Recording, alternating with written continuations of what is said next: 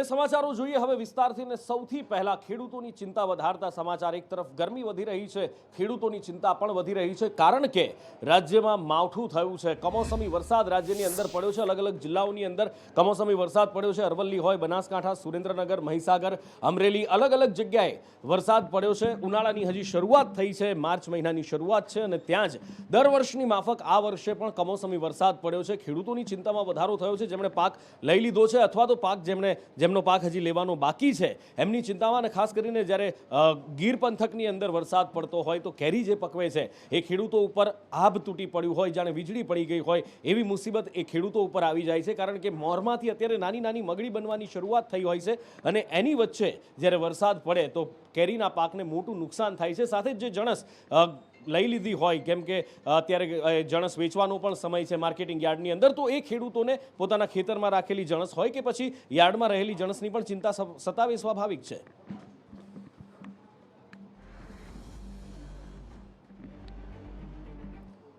તો આ બાજુ અમરેલી જિલ્લાની અંદર પણ કમોસમી વરસાદના એંધાણ દેખાઈ રહ્યા છે. ક્યાંક છાંટા પડ્યા છે તો ક્યાંક વાદળછાયું વાતાવરણ છે, અને ખેડૂતોની ચિંતા અપાર છે. શું પરિસ્થિતિ છે ત્યાં, મયુર સોની પાસેથી જાણીએ. મયુર.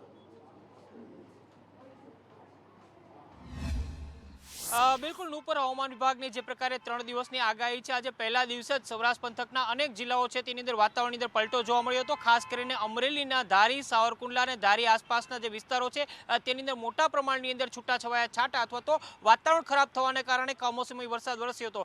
ખાસ કરીને ધારીની વાત કરીએ તો સુખપુર છે, કાંગસા છે, ગોવિંદપુર છે, આ સહિતના આસપાસના જે ગીર નજીકના ગામો છે કે જ્યાં મોટા પ્રમાણની અંદર કેરીનો પાક થાય છે ત્યાં કમોસમી વરસાદ વરસ્યો હતો. વરસાદી છાપટા પડ્યા હતા, જેના કારણે કેરી પકવતા જે ખેડૂતો છે તેમને મોટી મુશ્કેલીનો સામનો કરવો પડ્યો છે. એક તરફ એવી વાત સામે આવી હતી કે આ વખતે 3 ગણી કેરી પાકવાની છે, એટલે કે કેરીના રસીઓ છે તેમના માટે કોઈ ચિંતાની વાત નથી, પરંતુ આ કમોસમી વરસાદ છે તેના કારણે ધારી પંથકના જે ખેડૂતો છે તેમને ખાસી એવી મુશ્કેલીનો સામનો કરવો પડે છે. કેટલાક કિસ્સાની અંદર ઝાડ ઉપર જે ખાકટી હોય છે તે પણ ખરી પડ્યાની ફરિયાદો સામે આવી છે. બીજી તરફ સાવરકુંડલાની વાત કરીએ તો અમરેલીના સાવરકુંડલા અને આસપાસના વિસ્તારની અંદર છૂટો છવાયો વરસાદ વરસ્યો હતો, અને તેના કારણે લોકો છે ખાસ કરીને જેમનો માલ ખેતરની અંદર પડ્યો છે તેમને ખાસી એવી મુશ્કેલી પડી રહી છે. ઘઉં, ચણા સહિતનો પાક અહીંયા મોટા પ્રમાણની થાય છે તેવા ખેડૂતો છે તેમને મુશ્કેલી થતો નુકસાનીની ભીતિ સેવાઈ રહી છે. આ ઉપરાંત અમરેલીના બાબરા સહિતના વિસ્તારોની અંદર જે માર્કેટિંગ યાર્ડ છે કે જ્યાં વાતાવરણ બલટાયું છે ત્યાં માઇક દ્વારા લોકોને અવગત કરાયા હતા, ખેડૂતોને અવગત કરાયા હતા. આ ઉપરાંત ખુલ્લો માલ જે પડ્યો હતો તેના ઉપર તાલપત્રી ઢાંકીને નુકસાની છે તે ઓછી કરવાનો પ્રયાસ સ્થાનિક તંત્ર દ્વારા કરાયો હતો.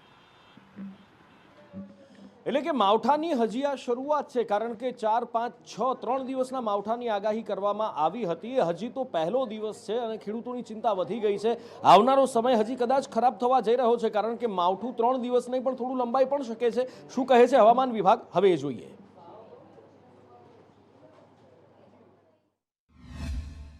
डे 1, डे 4, डे 5 में सौराष्ट्र कच्छ में थंडरस्टॉर्म वार्निंग है, light thunderstorm warning, and Gujarat region में ऑल 5 डेज के लिए thunderstorm warning. And basically Gujarat region भी देखा जाए, बनासकांठा, अरावली, इवन साउथ गुजरात में डांग, नर्मदा, दाहोद, इसी एरिया में थंडरस्टॉर्म एक्सपेक्ट कर रहे हैं. एंड सौराष्ट्र में देखा जाए कच्छ में कुछ दिन में है, लाइक भावनगर, अमरेली, उसी एरिया में भी हम लाइट थंडरस्टॉर्म एक्सपेक्ट कर रहे हैं. અને અત્યારે રાજ્યમાં જો ચર્ચા હોય કોઈ એક વિષયની તો એ છે અંબાજી મંદિરની ચર્ચા, અને અંબાજી મંદિરના એ મોહનથાળના પ્રસાદની ચર્ચા. એ મોહનથાળનો પ્રસાદ, એની કંઈક મજા, જેનો લાહવો, એનો સ્વાદ જ કંઈક જુદો હોય છે. પણ અચાનક કંઈક એવું થયું કે મોહનથાળનો પ્રસાદ બંધ કરી દેવામાં આવ્યો, અને આખો આ મુદ્દો ગુજરાતની અંદર, આખા ગુજરાતમાં ચર્ચાનો વિષય બન્યો છે. આખરે કેમ પ્રસાદ મોહનથાળનો બંધ કરી દેવામાં આવ્યો, એના બદલામાં હવે પ્રસાદમાં શું આપવામાં આવે છે અને શું વિવાદનો વંટોળ ઊભો થયો છે, અંકિત પાસેથી જાણીએ. નુપુર, અંબાજી મંદિર સાથે ભક્તોની આસ્થા જોડાયેલી છે. લાખો કરોડો જે શ્રદ્ધાળુઓ છે તેમની આસ્થા મંદિર સાથે જોડાયેલી છે, અને છેલ્લા 500 વર્ષથી જે મોહનથાળનો પ્રસાદ જે છે તે આ મંદિરમાં આપવામાં આવે છે. એટલે કે મંદિરની જ્યારથી સ્થાપના થઈ છે ત્યારથી મોહનથાળનો પ્રસાદ જે છે તે પ્રસાદી સ્વરૂપે ભક્તોને આપવામાં આવતો હોય છે. પરંતુ હવે થયું છે એવું કે 2-3 દિવસથી મોહનથાળનો પ્રસાદ જે છે તે શ્રદ્ધાળુઓને આપવામાં નથી આવી રહ્યો, ત્યાં કોઈ જ પ્રસાદ આપવામાં નથી આવી રહ્યો. તેના કારણે શ્રદ્ધાળુઓમાં ભારોભાર રોષની લાગણી જોવા મળી રહી છે, અને હિન્દુ હિત રક્ષક સમિતિ દ્વારા હવે આ સમગ્ર મામલાને લઈને 48 કલાકનું અલ્ટિમેટમ પણ આપી દેવામાં આવ્યું છે કે જો મંદિર ટ્રસ્ટ દ્વારા એટલે કે જે સંચાલકો છે તેમના દ્વારા ફરી એકવાર મોહનથાળનો પ્રસાદ ચાલુ કરવામાં ન આવ્યો તો તેઓ આંદોલન કરી શકે છે. આ ઉપરાંત હાઈકોર્ટમાં પણ આ મામલો જાય તેવી પણ શક્યતાઓ જોવા મળી રહી છે. ત્યાંના જે કેટલાક સંગઠનો છે તેમણે આ મામલે હાઈકોર્ટમાં જવાની પણ ચીમકી ઉચ્ચારી છે. હવે મુદ્દો એ છે કે મંદિર પ્રશાસન એવું ઈચ્છે છે કે અલગ અલગ જે મંદિરો છે, દેશના અલગ અલગ મંદિરો છે, ત્યાં પ્રસાદની જે શેલ્ફ લાઈફ હોય છે એટલે કે તેને વધારે સમય રાખી શકાય તે શેલ્ફ લાઈફ હોય છે તે ઓછી છે મોહનથાળની. તેના કારણે આ જે ટ્રસ્ટ છે એટલે કે સંચાલકો છે તેમણે આ મંદિરનો પ્રસાદ જે છે તે બદલવાનો નિર્ણય લીધો છે. વસ્તુ હવે એ છે કે મંદિરમાં પ્રસાદ સ્વરૂપે હવે ચીકી આપવામાં આવશે, પરંતુ જે શ્રદ્ધાળુઓ છે તે એવું કહી રહ્યા છે કે ભલે ચીકી પ્રસાદ સ્વરૂપે આપવામાં આવે પરંતુ મોહનથાળનો જે પ્રસાદ છે તે યથાવત રાખવામાં આવે, કારણ કે તેમની સાથે કારણ કે મંદિરની ઓળખ છે મોહનથાળ. અંબાજી મંદિરનો જે પ્રસાદ છે તે અંબાજી મંદિરની એક ઓળખ બની ચૂકી છે અને તેના કારણે જે શ્રદ્ધાળુઓ છે તે ખાસ રોષે જોવા મળી રહ્યા છે કે મોહનથાળનો જે પ્રસાદ છે તે ફરી એકવાર શરૂ કરવામાં આવે, નહીં તો જે હિતરક્ષક સમિતિ છે તેમણે તો 48 કલાકનું અલ્ટિમેટમ આપી દીધું છે કે ત્યાં આંદોલન કરવામાં આવશે જો મંદિર પ્રશાસન દ્વારા ફરી એકવાર મોહનથાળનો પ્રસાદ જે છે તે શરૂ કરવામાં ન આવ્યો. મંદિર પ્રશાસન દ્વારા એવું કહેવામાં આવ્યું છે કે આ જે દેશ વિદેશમાં જે શ્રદ્ધાળુઓ આવતા હોય છે તેમને પ્રસાદ સ્વરૂપે અને જ્યારે અહીંયાથી જાય ત્યારે પ્રસાદ તેમનો યોગ્ય સચવાઈ રહે તેના માટે આ જે પ્રસાદ છે તે બદલવાનો નિર્ણય લેવામાં આવ્યો છે. જો કે આ સમગ્ર મામલાને લઈને શ્રદ્ધાળુઓમાં રોષ જોવા મળી રહ્યો છે. જોવાનું રહેશે કે આગામી સમયમાં શું થાય છે. બિલકુલ, અને રહીને આ જ્ઞાન મંદિરના સંચાલકોને કેમ થયું એ સવાલ છે, કારણ કે છેલ્લા 50 વર્ષથી આ મોહનથાળનો પ્રસાદ આપવામાં આવે છે, વિશેષ રીતે બનાવવામાં આવે છે આ પ્રસાદને. એનું એક આગવું મહત્વ પણ છે, માતાજીનો રાજભોગ એને કહેવાય છે. તો કેમ આવા બધા સવાલો લોકોના મનમાં ઉઠી રહ્યા છે અને સામે કોંગ્રેસ પણ આક્રમક મૂડમાં આવી ગયું છે. પ્રદેશ પ્રવક્તા હેમાંગ રાવલ અને એમની સાથે દાંતાના ધારાસભ્ય કાંતિ ખરાડી બંને સરકાર ઉપર પ્રહાર કર્યા. શું કહ્યું એ જુઓ. આ પ્રસાદ ને કોઈ પણ સંજોગોની અંદર બંધ કરે તો જ ચીકીનો પ્રસાદ વેચી શકાય અથવા તો એમાં તગડો નફો કમાઈ શકાય. એમ એક જ રાતની અંદર કલેક્ટરશ્રીએ નિર્ણય લીધો કે હવેથી મોહનથાળનો પ્રસાદ વહેંચવાનો બંધ કરી દેવામાં આવશે. તમે સમજી શકો છો કે ચીકી બનાવનારા લોકોને કેટલો તગડો નફો થતો હશે, જેથી કરીને કરોડો લોકોની આસ્થા સમજ વજ્રઘાત કરવામાં આવે છે. અંબાજી મંદિરમાં ભક્તો જે પૈસા દાનમાં આપે છે એ પૈસાનો પણ વ્યય થઈ રહ્યો છે. વર્ષો પુરાણી વર્ષોથી ચાલતી આ માતાજીના પ્રસાદ તરીકે વપરાય તે તાજેતરની અંદર 2 દિવસથી લગાતાર વિરોધ પ્રદર્શન પણ થઈ રહ્યું છે ને સાથે સાથે એક મનસ્વી નિર્ણય લીધો એ રીતે આ પ્રસાદના સ્વરૂપની અંદર માતાજીને વર્ષોથી જે મોહનથાળ તરીકે પ્રસાદ ચાલતી તે અચાનક બંધ કરવામાં આવી છે ને ચીકીની પ્રસાદ જે ચાલુ કરી છે એ ખરેખર યોગ્ય નથી. અને આગળ વાત કરવી છે એક ડ્રીમ પ્રોજેક્ટ કે જે દેશના વડાપ્રધાનનો પણ ડ્રીમ પ્રોજેક્ટ છે, એ છે ગ્રીનફિલ્ડ એરપોર્ટ, હીરાસર એરપોર્ટ, જે રાજકોટમાં બનીને તૈયાર છે. ત્યારે આ એરપોર્ટનું કેવું સ્વરૂપ હશે, આ એરપોર્ટ શરૂ થશે, અત્યારે ટેસ્ટિંગ ચાલી રહ્યું છે, શું ટેસ્ટિંગ થઈ રહ્યું છે, શું કહેવું છે પ્રશાસનનું, રાજકોટ કલેક્ટરનું, સૌથી પહેલાં એ જોઈએ. આ જે રનવે છે એ બોઈંગ 737 લેન્ડ કરવા કેપેબલ છે, એટલે આટલું લાંબી અને આટલા વિડ્થ વધારતા એરક્રાફ્ટ લેન્ડિંગ કરી શકીએ છીએ. અને નજીકમાં અમે અત્યારે એરપોર્ટની બહાર પણ અમે એક તલાવ પણ બનાવી રહ્યા છીએ. અમૃત સરોવર ઇઝ કન્સર્ન, એ એક્સ્ટ્રા પ્રોજેક્ટ છે, પણ 99% કામગીરી પૂરું થઈ ગયું છે. એક વિન્ડમિલ 7 વિન્ડમિલ્સ છે, એને પણ અમે કાઢીને ત્યાંથી શિફ્ટ કરી રહ્યા છે અત્યારે, એનું કામગીરી ચાલુ છે. So we expect by end of March અમે એરપોર્ટ વિલ બી રેડી. એટલે એક તરફ રાજકોટની કનેક્ટિવિટી વધી રહી છે, ગઈકાલે જ હજી ઉદયપુર સાથેની સીધી ફ્લાઇટ શરૂ કરી છે, બીજી બાજુ આ એરપોર્ટ પણ બનીને તૈયાર છે. 3 કિલોમીટરનો એ રનવે કે જ્યાં બોઈંગના કે પછી એરબસના મોટા મોટા વિમાનો પણ ઉતરી શકે એવી વ્યવસ્થા અહીંયા આગળ, એવું એરપોર્ટ અહીંયા બનાવવામાં આવ્યું છે. માર્ચ મહિનાના અંતમાં પૂરું થવાનું છે, પણ ખાસિયતો શું શું છે અને અત્યારે જે ટેસ્ટિંગ કરવામાં આવી રહ્યું છે, શું ટેસ્ટિંગ થઈ રહ્યું છે, મયુર સોની પાસેથી જાણીએ. મયુર. બિલકુલ નુપુર, કહી શકાય કે સૌરાષ્ટ્રવાસીઓ માટે સોનાનો સૂરજ ઉગતો હોય તેવું લાગી રહ્યું છે. એક તરફ ગ્રીનફિલ્ડ એરપોર્ટ છે તેનું લોકાર્પણ થવાનું છે અને તેનું ઇન્સ્ટ્રુમેન્ટલ ટેસ્ટિંગ એટલે કે ફ્લાઇટ કઈ રીતે ત્યાં લેન્ડ થઈ શકે છે, કઈ રીતે ઉડી શકે છે. સાદી ભાષામાં જોઈએ તો પાયલોટ દ્વારા રનવે પટ્ટી છે તેનું નિરીક્ષણ કરવામાં આવે છે ફ્લાઇટ ત્યાંથી ઉડાડીને, કારણ કે 3 કિલોમીટર લાંબો રનવે છે અને આ રનવેની નીચે 1 કિલોમીટર લાંબી નદી વહે તે માટેની આખી કેનાલ ટનલ તૈયાર કરવામાં આવી છે. આ પહેલું એવું ઇન્ટરનેશનલ એરપોર્ટ હશે કે જે આખા દેશની અંદર આ પ્રકારે તૈયાર થયું છે. બીજું, આ એરપોર્ટ ઉપર જ્યારે લોન્ચિંગ થશે ત્યારે બોઈંગ 703 એટલે કે વિશ્વની સૌથી મોટી ફ્લાઇટ છે તેનું પણ લેન્ડિંગ થઈ શકે એ પ્રકારની આખી એર સ્ટ્રીપ તૈયાર કરવામાં આવી છે. આ ઉપરાંત એરફોર્સ માટે પણ આ જે ફ્લાઇટ છે, એરફોર્સની ફ્લાઇટો છે એ પણ અહીંયા ઉતરી શકે એ પ્રકારનું અહીંયા રનવે તૈયાર કરાયું છે. આખું ટોટલી ગ્રીનફિલ્ડ એરપોર્ટ છે એટલે કે આખું એરપોર્ટ છે એ ખૂબ જ પર્યાવરણીય દ્રષ્ટિએ ખૂબ જ સારું છે. એટલે કહી શકાય કે સૌરાષ્ટ્રવાસીઓ માટે આંતરરાષ્ટ્રીય કક્ષાનું એરપોર્ટ છે અને અહીંથી સીધી આંતરરાષ્ટ્રીય વિમાની ઉડાનો છે એ પણ ભરશે. હાલ ટેસ્ટિંગ ચાલી રહ્યું છે એટલે કે ટેસ્ટિંગ રાજકોટનું જે જૂનું એરપોર્ટ છે ત્યાંથી લઈને હીરાસર એરપોર્ટ ઉપર ફ્લાઇટનું લેન્ડિંગ થાય છે અને ત્યાંથી ઉડે છે અને એના માટે આખો રોડ મેપ છે, ટેકનિકલ ભાષામાં કહીએ તો એવિએશનનો જે રોડ મેપ છે એ પાયલોટ દ્વારા તૈયાર કરવામાં આવે છે. આ ટેસ્ટિંગ 2 દિવસ સુધી ચાલશે અને ત્યારબાદ તબક્કાવાર જ્યારે પણ પાયલોટ ઈચ્છે ત્યારે તેનું ટેસ્ટિંગ થશે. બીજી સૌથી મોટી વાત, એરપોર્ટની સાથે સાથે ઘણી બધી વસ્તુઓ રાજકોટ અને સૌરાષ્ટ્ર માટે થઈ રહી છે. એટલે કહી શકાય કે એપ્રિલ મહિનાની શરૂઆતની અંદર જ્યારે આ એરપોર્ટને પ્રાથમિક રૂપથી શરૂ કરી દેવાશે ત્યારથી લઈને ડિસેમ્બર સુધીમાં એરપોર્ટ, એમ્સ, જનાના હોસ્પિટલ સહિત રાજકોટની અનેક વસ્તુઓ છે કે જે રાજકોટ સહિત સૌરાષ્ટ્રવાસીઓને ભેટમાં મળનાર છે.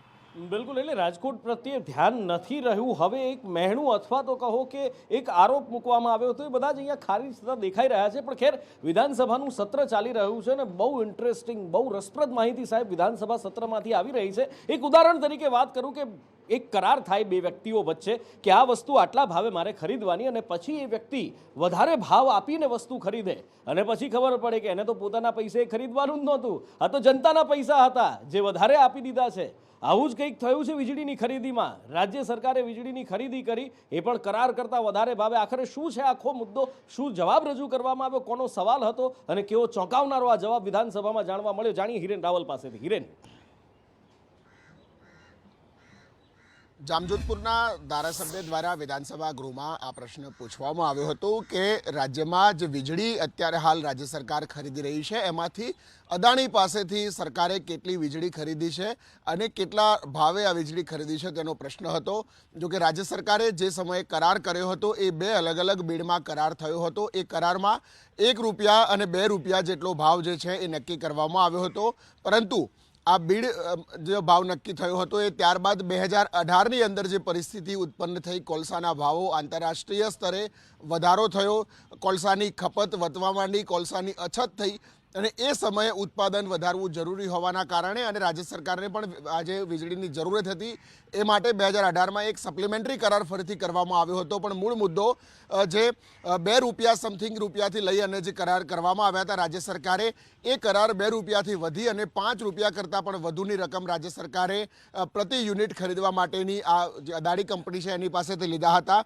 2018માં જે કરાર થયા હતા મૂળ 2021 17 ઓક્ટોબરથી 5 નવેમ્બર 2021 દરમિયાન આંતરરાષ્ટ્રીય ભાવમાં વધારો થવાના કારણે સરકારે ₹4.50નો ભાવ જે છે એ વસૂલ્યો હતો, આપ્યો હતો. તે પ્રકારની વાત રાજ્ય સરકારે અહીંયા કહ્યું છે. લગભગ 100 કરોડ કરતાં પણ વધુની રકમની વીજળી રાજ્ય સરકારે માત્ર અદાણી પાસેથી ખર્ચી છે. બીજી તરફ રાજ્ય સરકાર હસ્તકના જે પાવર પ્લાન્ટ છે કે જેમાંથી વીજળી ઉત્પન્ન થાય છે એ પાવર પ્લાન્ટમાં અથવા તો જે રાજ્ય સરકારના પરંપરાગત ઉર્જા સ્ત્રોત છે એમાંથી વીજળી ઉત્પન્ન કરવા માટેની કેપેસિટી વધારવાની હોય છે, એ કેપેસિટી વધારવામાં નથી આવી અને એના બદલે અદાણી સહિત અન્ય લગભગ ખાનગી જે પંપો છે અથવા તો ખાનગી વીજળી ઉત્પન્ન કરતા એકમો છે એમની પાસેથી સરકારે કરોડો રૂપિયાની વીજળી ખરીદી છે.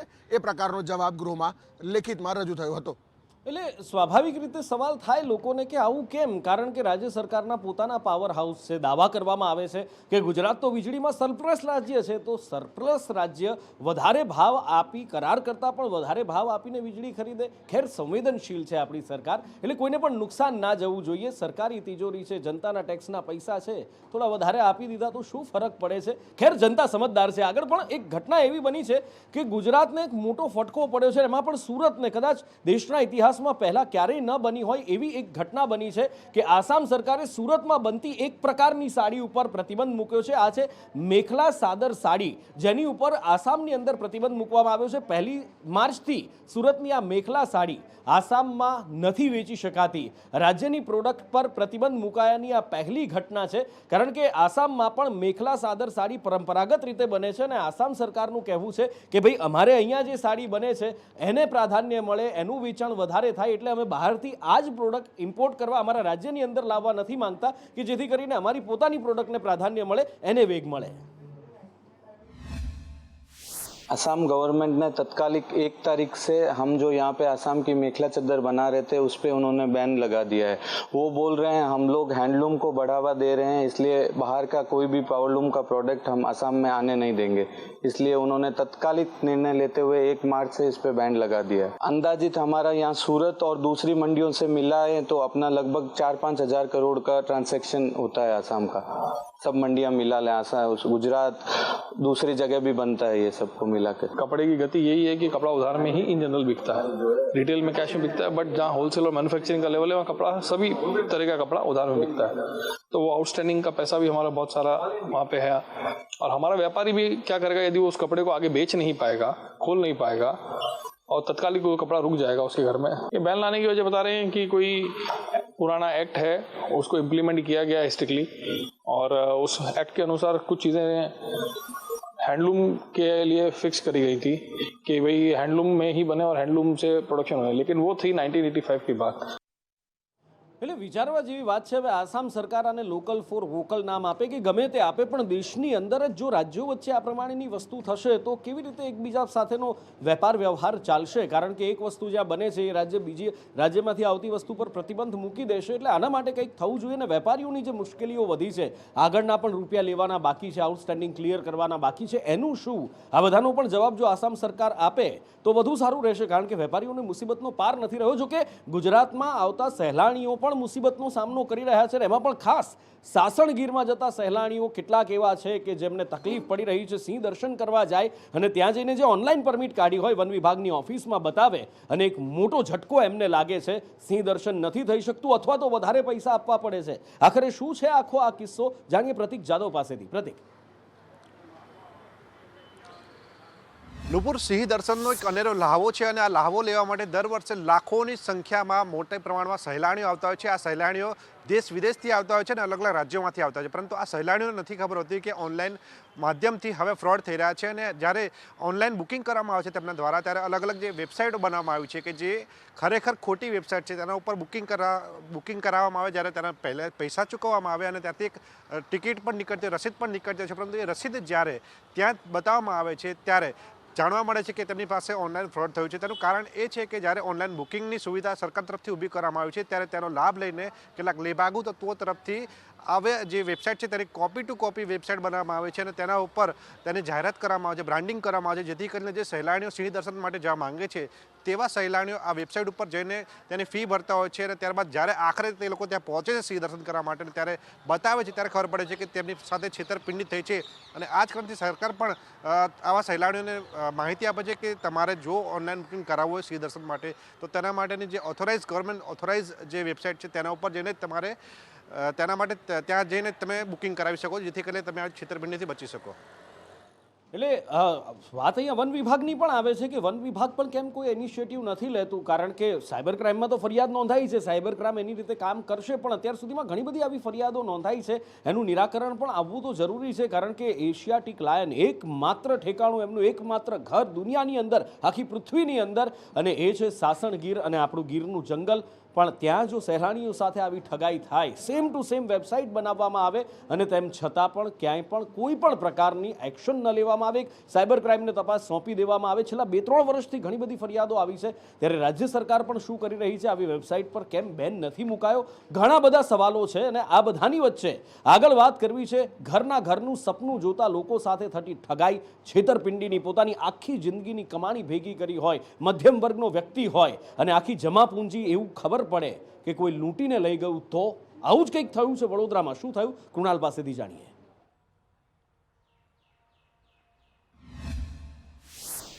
નુપુર, જે રીતે સામાન્ય માણસનું સપનું હોય છે કે તેનું પોતાનું ઘર હોય, એટલે કે ઘરનું ઘર હોય, અને આ સપના આસાનીથી પૂરા કરવાની જ્યારે કોઈ બાંહેધરી આપે ત્યારે આ સામાન્ય માણસ જે સપનું જોતો હોય છે તેની વાતોમાં આવી જાય છે. અને આવી રીતે જ લોકોને પોતાની વાતોમાં ફૂસલાવીને આ એક ઠગ ટોટકી સક્રિય થઈ છે, જેમાં વડોદરામાં હરણી મોટનાથ પાસે જે પીએમ આવાસ બની રહ્યા છે ત્યાં 12,51,000માં એક ફ્લેટ બતાવીને આવાસ તેના નામે થઈ જશે તેવી તેને બાંહેધરી આપવામાં આવી. સાથે જ એફોર્ડેબલ હાઉસિંગના કાર્યપાલક ઇજનેરની સહીવાળા બોગસ લેટર તેને આપવામાં આવ્યા હતા. 12.51 લાખમાં સોદો કરીને 1.50 લાખ રૂપિયા પડાવી લીધા હતા.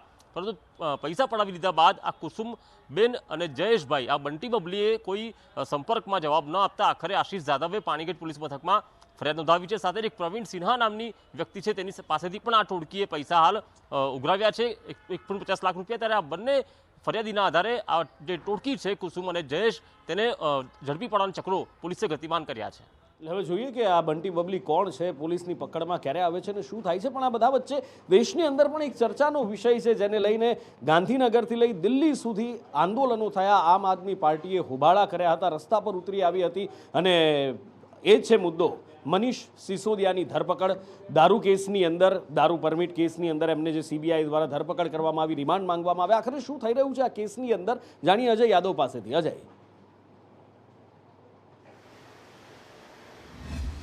देखिए, निश्चित तौर पे आज राव जवानी कोर्ट में सीबीआई की तरफ से एक बार फिर दिल्ली के जो डिप्टी सीएम है मनीष सिसोदिया को पेश किया गया. उनको 2 दिन की फिर रिमांड सीबीआई को मिली हुई है. आज मनीष सिसोदिया को एक बार फिर कोई राहत नहीं मिली है. हालांकि आज सीबीआई की तरफ से राव जवानी कोर्ट में एक बार फिर कहा गया कि मनीष सिसोदिया जो पूरी जांच है उसमें कोऑपरेट नहीं कर रहे हैं, और साथ ही साथ सीबीआई की तरफ से ये भी कहा गया कि एक फाइल गायब है जिसकी फाइंडिंग करनी है, इसलिए मनीष सिसोदिया के जो हिरासत है उसको बढ़ाया जाना चाहिए. और साथ ही साथ ये भी कहा गया कि जो लोग इस मामले में पहले से हिरासत में लिए गए हैं उनसे मनीष सिसोदिया का कन्फ्रंट कराना है, इसलिए 3 दिन की कम से कम जो हिरासत है वो सीबीआई को चाहिए. हालांकि इसके बाद जो मनीष सिसोदिया के वकील हैं उनकी तरफ से भी ये दलील दी गई कि इस मामले को लेकर के सीबीआई की तरफ से छापेमारी भी की गई है. यहाँ तक कि जो बैंक लॉकर है उसकी भी जांच पड़ताल की गई है और अभी तक कुछ नहीं मिला है, जबकि मनीष सिसोदिया से सिर्फ एक ही सवाल किया जा रहा है. और इस पर तब अदालत की तरफ से मनीष सिसोदिया से भी बात की गई और मनीष सिसोदिया से कहा गया कि क्या आपको किसी तरह की कोई परेशानी है हिरासत में. तो मनीष सिसोदिया ने कहा कि कोई परेशानी नहीं है, लेकिन एक ही तरह का सवाल बार बार करके कहीं न कहीं मुझे मानसिक तौर पे हैरेस किया जा रहा है. तो फिलहाल 2 दिन की हिरासत बढ़ गई है. वहीं दूसरा एक मामला यह भी था कि सुप्रीम कोर्ट से झटका लगने के बाद मनीष सिसोदिया की जमानत अर्जी को लेकर राव जवानी कोर्ट में याचिका दाखिल की गई थी. हालांकि इस याचिका पे आज कोई सुनवाई नहीं हुई. 10 मार्च को 2 बजे एक बार फिर मनीष सिसोदिया की जमानत याचिका पे राव जवानी कोर्ट की तरफ से सुनवाई की जाएगी. जी, અને આગળ વાત કરીએ તો દેશ પ્રગતિ કરી રહ્યો છે. કૃષિ ક્ષેત્રે વધુ એક પ્રગતિ દેશે આજે કરી છે એનું પ્રમાણ મળ્યું છે, કારણ કે નેનો યુરિયા પ્લાન્ટ ઓલરેડી ચાલુ થઈ ગયો છે અને હવે નેનો ડીએપીને પણ મંજૂરી આપી દેવામાં આવી છે. તો ખેડૂતોને તેનાથી શું ફાયદો થશે, આ કૃષિ ક્રાંતિના આવનારા સમયની અંદર કેવા પરિણામ જોવા મળશે, આઝમ સાલે પાસેથી જાણીએ. આઝમ,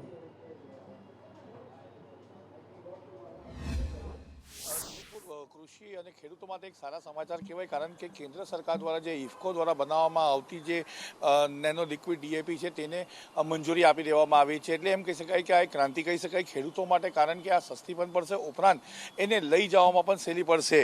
આપણે વાત કરી રહ્યા છીએ ત્યારે લગભગ જે ખર્ચો છે ખેડૂતનો તે પણ અડધો થઈ જશે. સાથે સાથે 500 ml ની બોટલ જે છે તે 50 કિલો નોર્મલ ડીએપી કીટ બની જશે. નેનો ડીએપી એટલે કે ડાયમોનિયમ ફોસ્ફેટની એક બોટલ નિયમિત 50 કિલો બેગની સમક્ષ છે, જે હાલ ₹1350 પ્રતિ બેગ સબસિડીના ભાવે વેચાઈ રહી છે. અને આને લઈને ખેડૂતો પણ એવું જણાવી રહ્યા છે કે આ એમના માટે એક સારી વાત કહેવાય, કારણ કે લઈ જવામાં, લાવવા મૂકવામાં તો સહેલું છે, પરંતુ સાથે એમનો ખર્ચો જે છે તે આ ડીએપીના કારણે અડધો થઈ ગયો છે. જી, ઓસ્ટ્રેલિયાના વડાપ્રધાન આવી રહ્યા છે ભારતના પ્રવાસે, ત્યારે શું ખાસિયત છે તેમના પ્રવાસની, શું તેમના પ્રવાસના મુદ્દાઓ છે અને ક્યાં ક્યાં તેઓ જવાના છે, શું છે આયોજન, નિકુલ પાસેથી જાણીએ. નિકુલ, જે બિલકુલથી ઓસ્ટ્રેલિયન પ્રધાનમંત્રી એન્થોની એલ્બનીઝ સીધા જ ગુજરાત આવવાના છે. મહત્વની વાત છે કે તેઓ પહેલીવાર ભારત આવી રહ્યા છે અને તેમાં પણ ગુજરાત અને આપણા અમદાવાદના મહેમાન તેઓ જે છે તે બનવાના છે.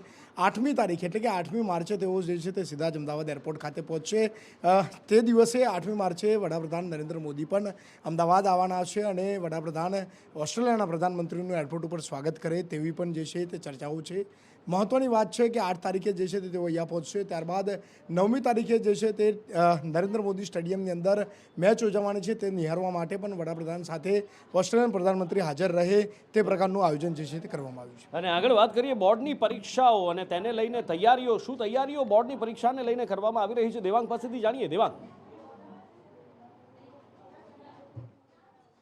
નુપુર 14 માર્ચે એસએસસી અને એચએસસીની પરીક્ષા આવી રહી છે અને ડીઓ અને સાથે રાજ્ય સરકાર દ્વારા કોઈ પણ આ પરીક્ષાઓની ગેરરીતિ ન થાય તે માટે થઈને તમામ તૈયારીઓને એક્શન પ્લાન તૈયાર કરવામાં આવ્યો છે. એક્શન પ્લાનની જો વાત કરીએ તો તમામ જેટલા પણ કેન્દ્રો છે, જેટલા પણ વોર્ડ છે, તમામ જગ્યાઓ પર સીસીટીવી કેમેરા લગાવી દેવામાં આવ્યા છે. જેટલી પણ સ્કૂલ કે જ્યાં પરીક્ષાના સેન્ટરો છે ત્યાં તેની બહાર જે ઝેરોક્સની દુકાનો છે, ઝેરોક્સ દુકાનો પણ બંધ રાખવામાં આવશે. આંકડાકીય વાત કરીએ કેટલા વિદ્યાર્થીઓ એસએસસી અને એચએસસીની પરીક્ષા આપશે તો એની વિગતવાર વાત કરીએ તો 77,979 વિદ્યાર્થીઓ છે એ બોર્ડની પરીક્ષા આપશે. સાથે જ એસએસસીની જો વાત કરીએ તો એસએસસીમાં 47,485 વિદ્યાર્થીઓ પરીક્ષા આપવાના, જેમાં 1,566 બ્લોક અને 143 બિલ્ડિંગમાં પરીક્ષા આપવામાં આવશે. સાથે જ જો વાત કરીએ સેન્ટ્રલ જેલના પણ કેટલાક વિદ્યાર્થીઓ છે તે એક્ઝામ આપવાના, જેમાં 13 વિદ્યાર્થીઓ સેન્ટ્રલ જેલના એક્ઝામ આપવાના છે. તમામ સેન્ટરની જો વાત કરીએ તમામ સેન્ટર ઉપર પોલીસનો બંદોબસ્ત પણ ચુસ્ત ખડકી દેવામાં આવશે અને 144 કલમ પર લાગુ કરી દેવામાં